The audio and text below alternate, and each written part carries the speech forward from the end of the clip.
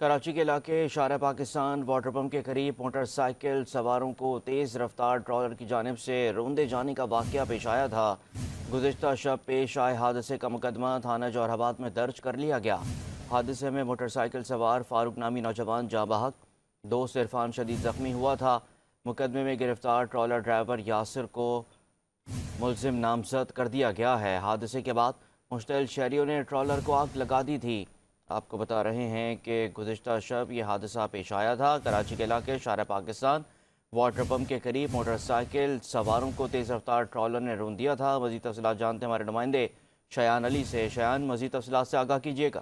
کے قریب motor cycle سواروں کو تیز رفتار ٹرالر کی جانب سے روننے جانے کا یہ واقعہ جس میں گزشتہ شب پیش آ رہے حادثے کا مقدمہ تھانہ جوہر آباد میں درج کر لیا گیا ہے۔ پولیس حکام کے مطابق حادثے میں موٹر سائیکل سوار فاروق نامی نوجوان جاں بحق ہو گیا تھا، جبکہ دوست عرفان شدید زخمی ہو گیا۔